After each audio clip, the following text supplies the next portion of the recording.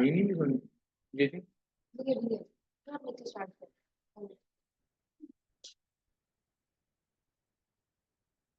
जवाब अक्षर सुन बातों वाला बैठा हुआ। चलो जी, बिस्मिल्लाहिर्रहमानिर्रहीम। है कोई ऑनलाइन आपको कैंडिडेट?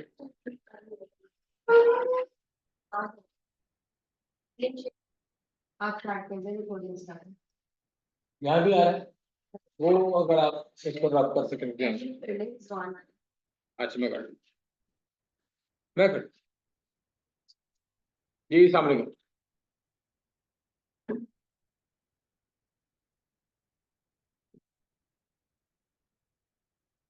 हेलो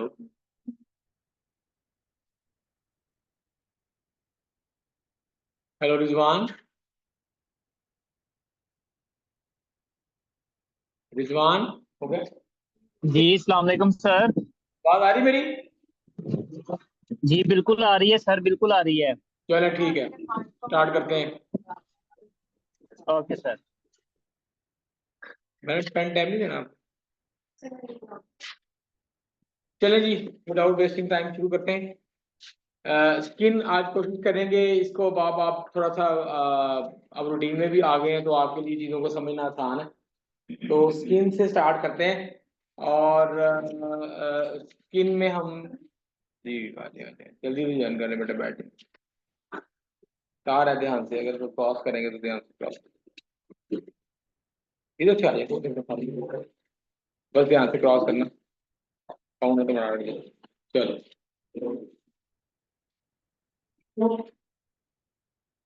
स्किन है जी। स्किन जो है एक बहुत वाइटल ऑर्गन है हमारी बॉडी का। आपको पता है कि बेसिक्स में मैंने आपको पहले भी पढ़ाया था। उन बच्चों के लिए जो रिसेंटली जिन्होंने ज्वाइन किया है और जो अभी नए हैं हमारे साथ, उनको बता देते हैं कि स्किन जो है वो एक ऑर्गन है। और ऑर्गन कैसे बनता है? पहले सेल्स हैं, सेल आपस में मिलते हैं, टिश्यू बनता है, टिश्यू आपस में मिलते हैं तो ऑर्गन बन जाता है। Very good. तो ऑर्गन है ये हमारी बॉडी का, बड़ा इंपॉर्टेंट है, ठीक है। और first of all brief introduction of skin. Skin is also known as integumentary system. अगर इसको सिस्टम वाइज देखा जाए, सिस्टम वाइज देखा जाए तो स्किन जो है ये इसको कहते हैं, इसका दूसरा नाम क्या है? Integumentary system. The skin completely covers the body and is continuous with the membranes lining the body orifices. Orifices कहते हैं सुराख को।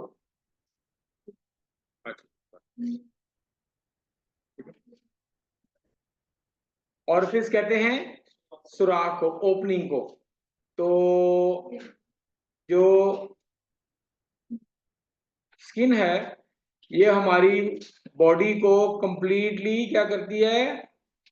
कवर करती है the body and is continuous. और फिर आगे मुसलसल मतलब हो जाती है with the membranes lining the body orifices. Body orifices कौन से हैं? एक आध मिसाल, हाँ जी, बॉडी ऑरिफिसेस कौन से होंगे? मुंह, यस, कान और एनस, और लिप्स हो गए, एनस हो गई, ईयर हो गए, नोज हो गए, एंड यूरिथ्रा एंड वेजाइना। ये तो बॉडी ओरिफिस ही है ना, ठीक है। तो आप देखें कि वो कह रहा है कि एक तो स्किन पूरी बॉडी को कवर करती है, और जहां जहां पे भी ओरिफिस आते हैं ये उनकी जो अंदर की देखें, ये जो इसकी जो अंदर की झिल्लियां हैं, जो मेम्ब्रेन्स हैं, उसके साथ कंटिन्यूस हो जाती है, ठीक है। आप ये मुंह की मिसाल ले लें, नाक की मिसाल ले लें कि नाक के अंदर जो स्किन है या नाक के अंदर जो मेम्ब्रेन्स हैं उसके साथ बाहर की स्किन कंटिन्यू हो रही है। कान की मिसाल ले लें कि ये कान की सारी स्किन है, और ये जहां उसकी ओपनिंग है उसके अंदर जाके जो उसकी मेम्ब्रेन है उसके साथ ये कंटिन्यूस हो रही है। It is the largest organ of the body. ये बॉडी का सबसे बड़ा ऑर्गन है। किस हिसाब से? सरफेस एरिया के हिसाब से। मतलब एरिया वाइज अगर देखा जाए तो ये बॉडी का सबसे बड़ा ऑर्गन है, जिसका साइज कितना है? 1.5, 1.5 से 2 मीटर स्क्वायर। मतलब 2 मीटर ऐसे और 2 मीटर ऐसे। अब देखना कि ये मेरी बाजू 1 मीटर की है तकरीबन दादू।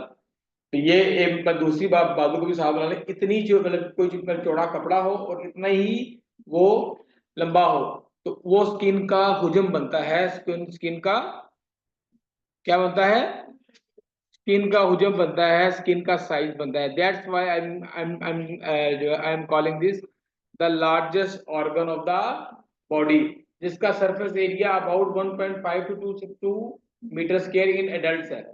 इट कंटेन्स असेसरी स्ट्रक्चर, ठीक हो गया। कुछ असेसरी स्ट्रक्चर भी हैं। असेसरी का कॉन्सेप्ट मैंने पहले दिया है कि एक मेन चीज होती है और एक उसकी असेसरीज होती हैं। जिस तरह मैंने आपको मोबाइल की मिसाल दी कि मोबाइल मेन तो मोबाइल आप परचेज करते हैं, साथ कुछ एसेसरीज भी मिलती हैं जो कि उसको चलाने के लिए, उसके फंक्शन के लिए जरूरी है, like hand free, like charger, ये उसकी एसेसरीज है। ठीक हो गया।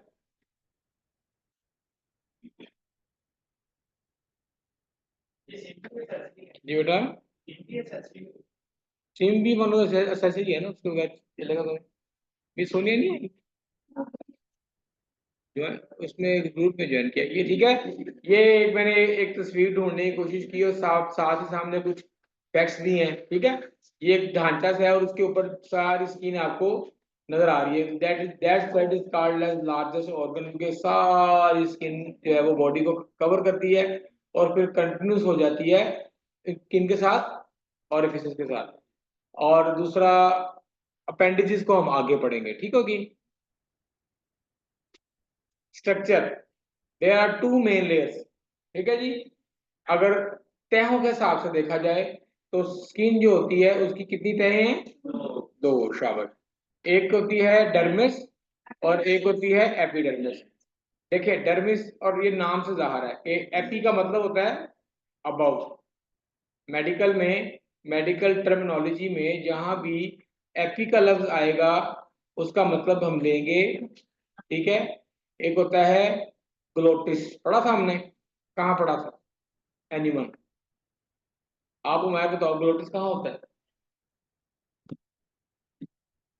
वेरी गुड, कहाँ होता है, वेरी गुड, यहाँ पर लेरेंस के साथ एक होता है ग्लोटिस जो कि ओपनिंग होती है लेरेंस की, ठीक है। और उसके ऊपर एक ढक्कन होता है उसका, उसका नाम होता है एपीग्लोटिस, वेरी गुड।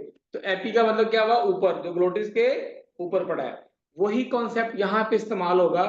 और एक होगी एपिडर्मिस और एक डर्मिस। नाम से जाहिर है कि एपिडर्मिस डर्मिस के ऊपर पड़ी है।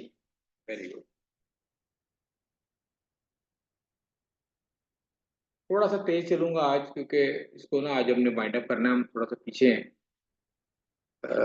लेकिन कॉन्सेप्ट आपको ये देखें, ठीक है। ये उसकी लेयर से ज़ाहिर है, वो जो ऊपर वाली जिसमें इससे हेयर्स निकल रहे हैं उसके सामने लिखा हुआ है वो एपिडर्मिस है। और जो नीचे वाला जो मतलब मोटा है ये वाली, ठीक है, ये वाली जो एपिडर्मिस है ये एपिडर्मिस है। और इसके नीचे ये ये कौन सी है, सबकुटेनियस लेयर। अब सब का मतलब क्या होता है, जो किसी चीज के जो नीचे है ना वो सब है। अगला में इस इस्तेमाल होता है हमारे कॉमन इस्लाम में सब इंस्पेक्टर, इंस्पेक्टर से जो नीचे सब ऑर्डिनेट्स, या ये मेरे सारे, इस तरह ये अपना साइमा जो ये मेरी सब ऑर्डिनेट है, ये मेरी मातहत है, मातहत का उर्दू में इस्तेमाल होता है, ठीक है। सब ऑर्डिनेट वहीं से है सब cutaneous. Cutaneous mean skin, cutaneous का लफ्ज जहां आएगा उसका मतलब होगा स्किन। और सब कुटेनियस का मतलब क्या होगा, स्किन से नीचे। उसकी ये स्किन से नीचे जो है ये लेयर है फैट की, और उसके ऊपर डर्मिस और एपिडर्मिस। ठीक हो गया, पेस्ट्री लग रही है वाकई। ठीक है, अब कुछ पढ़ते हैं एपिडर्मिस के बारे में। This is the outer layer, ठीक हो गया, एंड इज कंपोज्ड ऑफ, हमने सबसे पहले लेक्चर में पढ़ा था जब हमने एपिथेलियम की टाइप पढ़ी थी कि this is the outer layer and is composed of stratified keratinize squamous epithelium. इसका मतलब क्या हुआ, स्ट्रेटिफाइड का लफ्ज जहां आएगा, जो लोग नए हैं उनके लिए सुन लें, कॉन्सेप्ट देने की कोशिश कर रहा हूं। कंपोज्ड ऑफ स्ट्रेटिफाइड, स्ट्रेटिव, मैडम ये रिकॉर्डिंग हो रही है, लगाइए ना। ठीक हो गया। Compose of stratified, stratified mean no multiple layer of cells, that is called as stratified.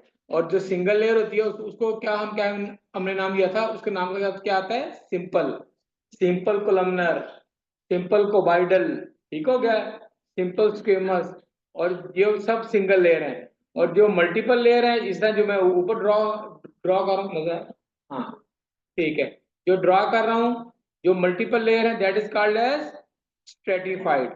तो जो एपिथेलियम है, एपिडर्मिस जो है that is a stratified केराटिनाइज।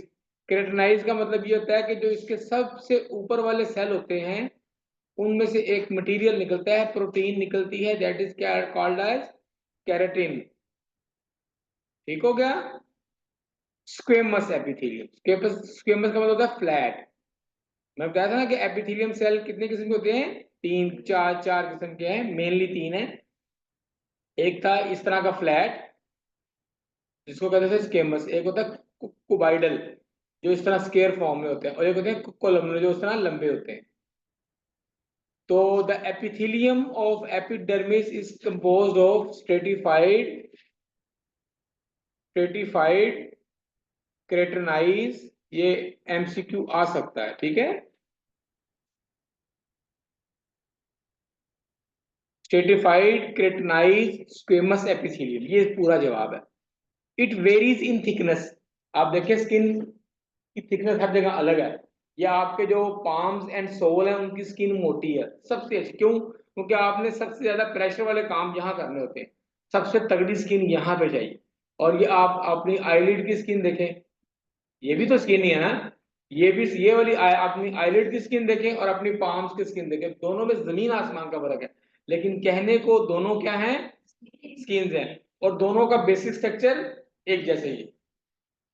Souls के ऊपर और हैंड्स के ऊपर क्रेटिनिन ज्यादा होता है, इसकी वजह से ये ज्यादा टफ होती है, ठीक है। और ये जो आपकी आईलिड की स्किन है, ये इसके ऊपर की जो मतलब केराटिन कम होगा, जिसकी वजह से ये थोड़ा सा थिन होती है। It varies in thickness, it is thickest on the palm and hand and soles of foot, ठीक है, palm of hand and sole of foot.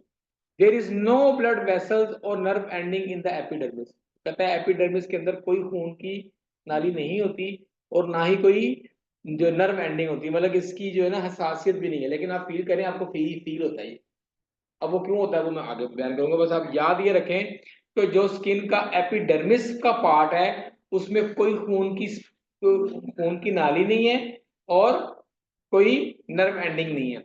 इस डीपर लेयर, जो एपिडर्मिस की सबसे निचली तह होती है, are attach with the dermis below, उसके नीचे डर्मिस है उसके साथ वो अटैच होती है, which provides oxygen and nutrients. बात समझ लगी, मतलब इसकी अपनी ब्लड सप्लाई एपिडर्मिस की नहीं है, जो इसके नीचे डर्मिस पड़ी होती है इससे वो अपनी ऑक्सीजन और खुराक लेती है, क्योंकि उसको जिंदा रहना उसके लिए उसको खुराक चाहिए। Got the point. अब आज साथ रहेंगे तो फिर काम खत्म करेंगे, क्योंकि मुझे, मैं इसको हाफ भी बना दिया है ना, बना सकता था। चल ये इसको करते हैं, ये कितना है जी, कि epidermis is formed by 5 layers from above downward. अगर ऊपर से नीचे जाएं तो एपिडर्मिस को हम 5 हिस्सों में डिवाइड कर सकते हैं। ये मैंने वैसे पहले पढ़ाया हुआ है फर्स्ट लेक्चर के अंदर, लेकिन चले यहाँ भी पढ़ाना जरूरी है। सबसे ऊपर होती है स्ट्रेटम कॉर्नियम, फिर होती है स्ट्रेटम लूसिडम, तीसरे नंबर पे ये आपको नाम याद ही करने पड़ेंगे, मतलब इनको सीधी सी बात है रटना ही पड़ेगा आपको। स्ट्रेटम ग्रेनुलोजम, स्ट्रेटम स्पोनियोजम, ये स्पोंजियोजम है मेरा ख्याल है, पर इसको इसको नाम को मुझे कंफर्म करना पड़ेगा, वो आगे है साइड में कर लेते हैं। और पांचवा है स्ट्रेटम जर्मिनेटिवम, या जर्मिनेटिवा भी बोलते हैं इसको, ठीक है। The cells on the surface are flat, thin, non-nucleated, dead cell in which the cytoplasm has been replaced by fibrous protein called keratin। ये जो हमारी स्किन आपको थिक महसूस होती है या हार्ड फील होती है, that is due to keratin, मैंने पहले बताया। और केराटिन कैसे बनता है कि जो एपिडर्मिस की सबसे ऊपर वाली तह होती है, जो कॉर्नियम नाम लिया मैंने, सबसे पहली तह जो है, इसके अंदर सेल जो है नीचे से आते आते आते आते फ्लैट हो जाते हैं, डेड हो जाते हैं, और उनका जो साइटोप्लाज्म है वो हार्ड फाइब्रस प्रोटीन में कन्वर्ट हो जाता है, जिसको केराटिन बोलते हैं। और केराटिन की वजह से ही ये हार्डनेस होती है। ये देखें कि तस्वीर को समझें, ये देखें, नजर आ रही है इसमें? हाँ, वैसे आपको उसमें भी नजर आ रही होगी। इसमें देखें सबसे मैंने कहा था उसका नाम देखेंगे हम, उसका नाम जो है ना स्पाइनोजम ही है, ठीक है, स्पेलिंग ठीक है, स्पाइनोजम। अच्छा, सबसे ऊपर देखें फ्लैट सेल है, ये देखें, ठीक है, ये देखें, सबसे ऊपर है स्टेटम कॉर्नियम, ये फ्लैट सेल है, स्टेटम लूसिडम, स्टेटम ग्रेनुलोसम, ये, फिर आगे आगे स्टेटम स्पाइनोजम, ये, और फिर सबसे एंड पे क्या है, स्टेटम बेसेल। ये बेसेल का दूसरा नाम जो है वो जर्मिनोल जो है, जर्मिनोल है। अब ये देखिए, ये कुबाइडल सेल है, ऊपर आते आते आते आते आते आते आते ये फ्लैट हो जाते हैं, और ये ऊपर वाले जो फ्लैट सेल हैं ये डेड सेल होते हैं। इनका साइटोप्लाज्म जो है वो कन्वर्ट हो जाता है किसमें, केराटिन में, ठीक है, यही आपने लिखा है, और जिसकी वजह से स्किन में हार्डनेस आती है। ठीक है, डायग्राम क्या आ सकती है, डायग्राम वो आपसे ये कह सकते हैं कि लेबल करें, ये डायग्राम लेबल, हाँ वो इस तरह से क्वेश्चन ये बन सकते हैं, लेकिन ये आता नहीं है वैसे आपको, वैसे होगा ज्यादा, हम तो भी खुद भी डेवलपमेंट फेज में, बार ये है कि कॉन्सेप्ट मैंने आपको दे दिया, आपको पता होना चाहिए। जब आपको 5 नाम आते होंगे ना, ये डायग्राम देगा और साथ आपको 5 को लाइन जो है लाइनें दे देगा कि इनके नाम लिखें, नाम आते होंगे तो आप तरतीब है, नाम नाम लिख लेंगे बस, लेंगे। हाँ जी, एपिडर्मिस के बाद दूसरी लेयर जो है that is called as dermis. The dermis is tough and elastic, ठीक है, ये टफ होती है और इलास्टिक होती है, जिस तरह स्किन के अंदर देखें, स्किन को अगर आप खींचने की कोशिश करें तो ये खिंच जाएगी, ठीक है, आप स्किन को कोई देखे तो ये इलास्टिक होती है, जिस तरह इलास्टिक नहीं, आप उसको खींचे वो लंबा हो जाता है, छोड़े तो वापस अपनी जगह पे आ जाता है। तो that is the character of dermis actually. ये जो आपकी स्किन के अंदर ये जो है, ये डर्मिस की वजह से, ठीक हो गया। Is tough and elastic, it is formed from collective tissue. जब हमने टिश्यूज की टाइप पढ़ी थी तो उसमें एक टाइप थी कलेक्टिव टिश्यू। कलेक्टिव टिश्यू जो है वो 2 चीजों से मिलकर बनता है, एक सेल्स और दूसरी उसका मैट्रिक्स, ठीक है, इसमें लिखा हुआ, it is form from collective tissue that consist of cells and matrix containing collagen fibres and elastic fibre. ये दोनों जो है ना प्रोटीन्स के फाइबर होते हैं, प्रोटीन्स के फाइबर होते हैं, और एक होता है कोलेजन और दूसरा होता है इलास्टिक। और जो सेल्स होते हैं इस जो है डर्मिस के अंदर कौन कौन से होते हैं, एक है फाइब्रोब्लास्ट, हाँ पढ़ते हैं मेरे बेटा, ठीक है, कौन से हैं, फाइब्रोब्लास्ट, मैक्रोफेजीज, मास है, ठीक है। मैक्रो नाम से जाहिर है, सुन ले, मैक्रो नाम से जाहिर है, मैक्रो का मतलब बड़े और फेज का मतलब खाना। ये ऐसे बड़े सेल हैं जो बैक्टीरिया को खा जाते हैं, ठीक है। आगे जब हम फंक्शन ऑफ स्किन पढ़ेंगे तो उसमें एक फंक्शन ऑफ स्किन जो है वो है प्रोटेक्शन, ये प्रोटेक्ट करती है। देखिए ना, मेरे सारी स्किन को अगर मेरा यहाँ से कट लग जाए तो सारे जरासीम मेरे खून में चले जाएंगे, तो वो और मतलब जो है बचाने से ये स्किन प्रिवेंट कर रही है, उसके लिए इसके अलावा इसमें मैक्रोफेजेस भी होते हैं डर्मिस के अंदर जो कि बैक्टीरिया को खाते हैं। तो subcutaneous layer, the tissue below the skin contains areolar tissue and varying amount of adipose tissue, fat tissue, ठीक हो गया। वो ये कह रहा है कि जहां डर्मिस खत्म होती है उसके लिए जो मैंने आपको समझाया था सबक्यूटेनियस लेयर, उसके अंदर क्या चीजें होती हैं, लूज एरियोलर टिश्यू होती है और वेरिंग अमाउंट ऑफ फैट होती है। फैट टिश्यू का वेरिंग अमाउंट, कहीं पे फैट ज्यादा है, अगर पेट की बात करूं तो यहाँ पर डर्मिस के नीचे फैट ज्यादा होगी, अगर बाजू की बात करूं तो यहाँ पर फैट फैट जो है डर्मिस के नीचे कम होगी, अगर ये आईलिड की बात करूं तो इसमें फैट शायद हो ही ना, सिर्फ खाली areolar tissue he. What the point, चल ठीक है, डर्मिस की ये स्लाइड हो गई। असल में जो पार्ट पढ़ने वाला है ना, जो पार्ट ज्यादा फंक्शनल होता है स्किन के अंदर, वो डर्मिस ही है। जो है डर्मिस तो जस्ट एक एपिथेलियल लेयर होती है, जिसे जिसकी 5 आगे से फर्दर लेयर्स है। लेकिन असल जो फंक्शनल पार्ट है जिसके से हम फील करते हैं, जो स्किन कट जाए, जो हिस्सा ब्लीड करता है, जहां से ब्लीडिंग होती है, जो हिस्सा हम ये मैं टच कर रहा हूँ, जो मेरी फीलिंग है, जो मुझे प्रेशर फील हो रहा है, टेम्परेचर फील हो रहा है, पेन फील हो रही है, ये सब चीजें डर्मिस की वजह से। क्यों, वो मैं बता रहा हूँ। The structure in the dermis are, अब डर्मिस के अंदर कौन कौन सी चीजें या स्ट्रक्चर होती हैं? ब्लड वेसल्स, खून की नालियां, सेंसरी नर्व एंडिंग्स, ठीक है, मतलब हमारी जो हिस करने की जो है मतलब एंडिंग्स है, वो यहाँ नर्व्स यहाँ होती हैं। स्वेट ग्लैंड्स, जो हमारे पसीना आता है वो भी डर्मिस में होता है। और hairs, arrector pili muscles and sebaceous muscles, ठीक है, ये सब कहाँ होते हैं? डर्मिस में। और लिम्फ वेसल भी, मैंने आपको उसमें थोड़ा सा आइडिया लिम्फ का जो समझाने की कोशिश की थी कि जिस तरह खून की नालियां होती हैं, इस तरह अल्लाह ताला ने एक एडिशनल सिस्टम भी हमारे बॉडी में बनाया हुआ है, वो है लिम्फेटिक सिस्टम। उसकी भी छोटी छोटी नाली होती हैं। लिम्फ जो होता है वो ब्लड नहीं होता, वो एक क्लियर फ्लूइड होता है। जब जिस तरह हमें कहीं सोज पड़ जाती है, कोई चीज लगे तो सोजन पड़ जाती है ना, वो सोजन बेसिकली वहां पर लिम्फ जो है ना इकट्ठा होता है। ठीक है, तो आप ये लिम्फ को भी ध्यान में रखें कि हमारे बॉडी में 2 किस्म के सर्कुलेटरी सिस्टम है। कितने किस्म के सिस्टम है? एक है ये खून की नालियां और एक है लिम्फ की नालियां। ठीक हो गया, तो ये लिम्फ वेसल्स भी डर्मिस में बड़ी होती है। ये बड़ा अहम क्वेश्चन है, इसको लिख लें। ये क्वेश्चन आ सकता है कि write down the structure in the dermis. ये शॉर्ट ऐसे क्वेश्चन आ सकता है, बड़ा इंपॉर्टेंट है। Write down the structure in the dermis, उसमें आपने बताना है blood vessels, sensory nerve endings, sweat glands and hair ducts. ठीक है, तो स्लाइड दे दी है आपको, सवाल लिख लो बस बेवकूफ, सवाल लिख लो बस फटाफट। ठीक हो गया, ये सवाल आ सकता है, write down the structure in the dermis. ये वाइवा क्वेश्चन भी है, ये वाइवा क्वेश्चन भी आ सकता है। जब बेटा वाइवा ऐसे होता है, आप 1 to 1 बैठे होते हैं, आप 1 to 1 बैठे होते हैं, वो आपसे ये आप मैं सब वाइवा दिया होगा ना बेटा आपने?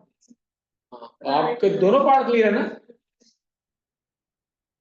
तो structure in the dermis are blood vessels, sensory nerve endings, sweat glands and their ducts, hairs, ball, and erector pili muscles, sebaceous glands and lymph vessels. अब आपको पूछना ही चाहिए था, जो मेरे मुताबिक सवाल है कि sir what is erector pili? ये चीज नहीं है। बाकी चीजें तो आप सुनते रहते हैं, स्वेट ग्लैंड जो पसीना बनाते हैं, सिबेशियस ग्लैंड जो सीबम बनाते हैं। सीबम क्या होता है? कुछ लोगों की स्किन, आप कुछ देर काम करें, पसीना आए ना, तो आप अपना हाथ लगाए ना आपको, तो आपको अब आपकी स्किन थोड़ी सी ऑयली फील होती है। वो जो ऑयल है, दैट इज नॉट स्वेट, वो सीबम होता है, जो कि सिबेशियस ग्लैंड बनाते हैं। ठीक हो गया? कुछ लोगों की एक्नी होती है ना, एक्नी फेस में होती है ना एक्नी, वो एक्नी इसलिए होती है क्योंकि उनकी जो उनके सिबेशियस ग्लैंड है ना, वो प्रॉपरली काम नहीं कर रहे, वो सिबेशियस ग्लैंड की डिजीज है। ठीक है, एक्नी जो है ना, सिबेशियस ग्लैंड की डिजीज है, स्वेट ग्लैंड की डिजीज है। आप फील करो सबसे ज्यादा आपको ये जो ऑयली सी फीलिंग है ना, चेहरे पे आएगी। आप सिबेशियस ग्लैंड सबसे ज्यादा जो है ना, ये आपके चेहरे पे होते हैं। और ये जो आपके स्वेट ग्लैंड है, ये आपके पाम में, सोल में, एक्जिला में यहाँ होते हैं। ठीक है, और उसके अलावा सिबेशियल ग्लैंड एक्जिला में भी होते हैं। सिबेशियल ग्लैंड जो है, एक बीमारी है हाइड्रेटिस सुपरएटिवा, पिछले दिनों हमने ऑपरेट भी किया अपने हॉस्पिटल में।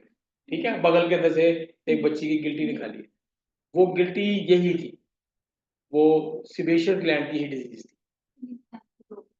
हाँ जी, ठीक है, तो वो उनके सिबेशियल ग्लैंड जो है ना, ये ठीक नहीं होते, जिसकी वजह से जी आपको ना चेहरे पे ऑयल की फीलिंग आती है बहुत ज्यादा, जब देर आप कहीं आपको पसीना आता रहे या आप खड़े रहे ना कहीं एक्सपोज एरिया में, तो ये आप कुछ अर्से बाद देखेंगे आपको चेहरे पे ऑयल की फीलिंग आएगी। जो ऑयल की फीलिंग है दैट इज सीबम।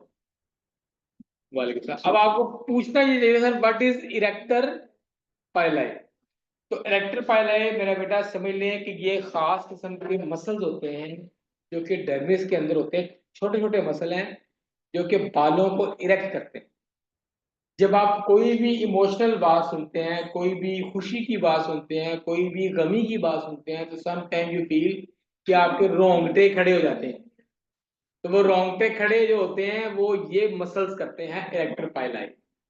ये बालों को खड़ा कर देते हैं, तो आपको आपके बाल पूरी बॉडी के खड़े हो जाते हैं। और उर्दू में मुहावरा है रोंगटे खड़े हो जाना। तो वो ये जो इरेक्टर पाइलाई मसल हैं डर्मिस के अंदर, ये काम करते हैं। ठीक हो गया जी। डर्मिस की मेरा लास्ट स्लाइड है। डर्मिस की अपनी फर्दर दो लेयर्स होती हैं, एक superficial papillary layer and deeper reticular layer. Reticular याद रखें, रेटिकुलर का मतलब होता है जाली, जहां कोई भी स्ट्रक्चर ऐसे जाले के फॉर्म में पड़े हो। तो जो रेटिकुलर लेयर है इसके अंदर खून की नालियां ये वो सब कुछ इस तरह गुंजलों के स्वरूप में पड़ा होता है। गुंजल, अब रेटिकुलर को याद रखें लफ्ज गुंजल के साथ। तो इसमें जो रेटिकुलर लेयर है उसके अंदर खून की नालियां वगैरह निचले वाले हिस्से में होती हैं। जो रेटिकुलर लेयर है इसके लिए इसको रेटिकुलर लेयर कहते हैं। अब एक एक पहली स्लाइड में जहां वो मैंने एक ढांचा सा शेयर किया था उसमें लिखा हुआ था स्किन अपेंडिजेस। ये कॉन्सेप्ट आपको इसी स्लाइड पे मैं दे रहा हूं। वो ये है कि स्किन की कुछ, एक तो स्किन हो गई, उसकी कुछ चीजें ऐसी होती हैं। आ जाएंगे, काम करने की जरूरत नहीं है, ना पूछने की जरूरत है, आप सब आ जाए, क्लास चल रही है, कोई डिस्टर्ब करने की जरूरत है। कुछ चीजें ऐसी हैं जो स्किन में से ग्रो करती हैं, स्किन में से ग्रो करती हैं और स्किन के बेसिक स्ट्रक्चर का पार्ट नहीं होती। स्किन के बेसिक स्ट्रक्चर का पार्ट नहीं होती, लेकिन ग्रो वो स्किन में से करती हैं। उसकी उसमें उनको कहते हैं अपेंडेजेस ऑफ स्किन। ये भी आपसे शॉर्ट क्वेश्चन पूछा जा सकता है। ये मैं यहीं पे आपको क्लियर कर दूं, ये लिखे लिखा हुआ अपेंडेजेस। अपेंडेजेस का मतलब होता है बेसिकली धागे। कभी आपने कोई देखा कि जिस तरह वो कान खजूरा टाइप होता है ना, उसकी साइड से उसकी छोटी छोटी टांगे निकली होती है, वो उसकी अपेंडेजेस है। उसके साइड से धागे निकल गए। जो भी चीज किसी अंदर से उसके धागों की नुमा निकल रही है वो उसके अपेंडेजेस है। तो स्किन की अपेंडेजेस क्या है? हेयर, शाबाश, और वेरी गुड, और स्वेट ग्लैंड्स, और सिबेशियस ग्लैंड, और मेमरी ग्लैंड्स। जी बेटा, जी जी, क्या चीज? बाल हो गए ना, हेयर को नर्व किया है। Hair follicles with hair, nails, sweat gland, sebaceous gland and mammary gland. Mammary gland, हाँ जी, मेमरी ग्लैंड क्या हो गया? चलिए अच्छी बात है, कोई है। मेमरी ग्लैंड होते हैं वो जो आपके ग्लैंड जो मिल्क प्रोड्यूसिंग ग्लैंड है, ठीक है। फीमेल के अंदर जो मिल्क प्रोड्यूसिंग ग्लैंड है, मेमरी ग्लैंड उनको कहते हैं, ब्रेस्ट को कहते हैं, ठीक है। Hair follicles, nails, sweat gland, sebaceous gland and mammary gland, breast जो होती है जो मिल्क जो है बनाती है, कंसिडर्ड एज अपेंडेजेस। ठीक हो गया। मैं हूं तो ये एमसीक्यू लाजमी दूं, हैं? ये जो right down the appendages of skin. ठीक है, अब ये बेसिक स्ट्रक्चर है डर्मिस का। ठीक हो गया, इसको आप अंडरस्टैंड कर लें। मैंने आपको बताया था, ये देखिए ये तस्वीर बड़ी अच्छी है, इसमें हर चीज वाज़ेह नजर आएगी। ये देखिए ये क्या चीज है?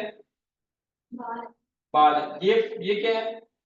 जहां से हम बाल यहाँ से कटवा देते हैं तो दोबारा बड़े होते हैं। इसका मतलब क्या है कि कोई ना कोई चीज नीचे ऐसी पड़ी है जो इसको ग्रो करवा रही है। तो वो क्या चीजें हैं? वो है हेयर फॉलिकल्स। ये हेयर फॉलिकल पड़ा है, कहाँ पड़ा है? ये बेसिकली डर्मिस से भी क्रॉस करके नीचे पड़ा होता है। आपकी जो हाइपोड्रेट जो है डर्मिस, ठीक है। हाइपोड्रेट जो है डर्मिस बेसिकली ये सबक्यूटेनियस टिश्यू ही है, जो मैंने बताया था ना आपको लूज। तो ये पार्टली उसमें पड़ा होता है और जो है आधा डर्मिस में पड़ा होता है, ठीक है। ये हेयर फॉलिकल है, यहाँ से हेयर जो ग्रो किया स्किन से बाहर आ गया, ठीक है। और ये खून की नालियां हैं, ये आर्टरियोल्स हैं और ये वेन्यूल्स हैं, ठीक है। आर्टरी और वेन मतलब आर्टरी छोटी साइज की आर्टरी जिसको हम आर्टरियोल बोलेंगे, ये हम सीबीएस से पढ़ेंगे ना तब आपको मैं बताऊंगा आर्टरीज क्या होती हैं, आर्टरियोल्स क्या होती हैं, कैपिलरीज क्या होती हैं, वेन्यूल्स क्या होती हैं और वेन्स क्या होती हैं, ठीक है। मैडम ये अभी सिर्फ इंटीमेट किया 10 मिनट्स, ठीक है भाई। मैं 10 मिनट्स कंप्लीट कर दूंगा फिर नेक्स्ट पढ़ेंगे। तो हेयर फॉलिकल, खून की नालियां, नर्व एंडिंग, ये जो ग्रीन है, ठीक है। और ये क्या चीज है, ये है स्वेट ग्लैंड और ये उसकी डक्ट है। स्वेट ग्लैंड डर्मिस में होते हैं, लेकिन उनकी नालियों के थ्रू स्वेट्स जो है वो हमारे स्किन की ऊपर वाली टैब पे आप छोड़ते हैं, ठीक हो गया। ये क्या है, ये जो येलो है ये सिबेशियस ग्लैंड है। याद रखिएगा सिबेशियस ग्लैंड्स की अपनी कोई डक्ट नहीं होती, ये अपनी सिक्रीशन या अपनी रतूतें या जो भी केमिकल ये बना रहे होते हैं ये उसको हेयर के साथ साथ फेंकते रहते हैं, और फिर जहां से हेयर बाल बाहर निकल रहा होता है ये वहां से स्किन के ऊपर आ जाता है। इसका क्या मतलब हुआ, सबसे अहम बात आपको अब पता लगाऊं, ये आपको डिजीज में हेल्प करेगा कि जो sebaceous gland non hairy skin पर नहीं हो सकते। जिस स्किन के हिस्से पर बाल नहीं होंगे वहां पर सिबेशियस ग्लैंड नहीं होंगे। लाइक आपके हैंड्स पे सिबेशियस ग्लैंड नहीं है, आपके फुट पे सिबेशियस ग्लैंड नहीं है, आपके चेहरे पे फील करें छोटे छोटे बाल होते हैं ना, छोटे छोटे जिसको लम्स कहते हैं, लम्स के साइज के बारीक बारीक बाल चेहरे पे होते हैं। इसका मतलब है कि सिबेशियस ग्लैंड कहाँ पे, चेहरे पे भी होते हैं। कहाँ पे नहीं होंगे, जहां पर हेयर्स नहीं है, लाइक हैंड लाइक फुट। ये सबसे अहम है, इसीलिए देखे जो मैंने आपको बच्ची की मिसाल दी जिसमें स्पेशल ग्लैंड का मसला था, उसको ये मसला उसके एक्सिला में था, यहाँ पे बाल थोड़े से आम या बॉडी से ज्यादा ग्रो करते हैं, ओवर ग्रो करते हैं, वहां पे स्पेशल ग्लैंड भी ज्यादा होते हैं। जहां पे डिजीज हो वहां पे होगी ना जहां पे ऑर्गन बड़ा होगा। अगर टंग की डिजीज है तो वो टंग के आसपास ही होगी ना। तो देखिए सिबेशियस ग्लैंड याद रख लें उस स्किन में होंगे जिस स्किन पे बाल होते हैं। क्यों, क्योंकि इसकी डक्ट्स नहीं होती, ये अपनी सिक्रीशन बना के ये बाल के पास छोड़ देते हैं, और फिर जिस सुराख से बाल बाहर निकलते हैं उसी सुराख से वो उसकी सिक्रीशन भी बाहर आती है। तो और इसमें क्या पड़ा हुआ है, नर्व एंडिंग्स हो गई, खून की नालियां हो गई, और ये कुछ सेल्स हो गए, ये सेल्स बड़े हैं देखें, ये मास्ट सेल है, ये ये जो लिखा है डर्मल डेंड्रोसाइट, ये भी बेसिकली मैक्रोफेजेस की तरह के सेल होते हैं, ठीक है। और क्या है, मैक्रोफेजेस और फाइब्रोब्लास्ट, लास्ट ये फाइब्रोड कर रहे हैं, ठीक है। अब आप मैंने बताया था कि डर्मिस की फर्दर दो टाइप्स है, दो लेयर है। ये जो ऊपर वाली ये जो व्हाइटिश लेयर आपको नजर आ रही है दैट इज पेपिलरी लेयर, ठीक है, दैट इज पेपिलरी लेयर। और ये जो नीचे वाली लेयर है ये वाली दैट इज कैंटिकुलर। और आप देखो उसकी शेप भी ऐसी जिस तरह कोई धागे नुमा जाला बना हो। That is all about the dermis structure. Rizwan आपको आवाज आ रही है? ये एक और तस्वीर है, थोड़ा सा आपको वाज़ेह करने के लिए इसको भी आपने स्टडी करना है मेरे लेक्चर को सामने मद्देनजर रखते हुए। रिजवान, ये फंक्शन ऑफ स्किन है मैडम, आप जनरेट कर लें, जनरेट कर लें ग्रुप में, ठीक है। तो जो चीजें हमने अब तक पढ़ी हैं उसमें मैंने आपको बताए हैं बेसिकली स्ट्रक्चर या एनाटॉमी ऑफ स्किन। इंपॉर्टेंट चीजें ये है कि एपिडर्मिस की अपनी कोई ब्लड सप्लाई नहीं है, ये नीचे जो डर्मिस है उसी से अपनी सप्लाई लेता है। तो क्या किस चीज की सप्लाई? ऑक्सीजन की और न्यूट्रिएंट्स, खुराक वगैरह की। ठीक हो गया। और दूसरा आपको पता ये होना चाहिए कि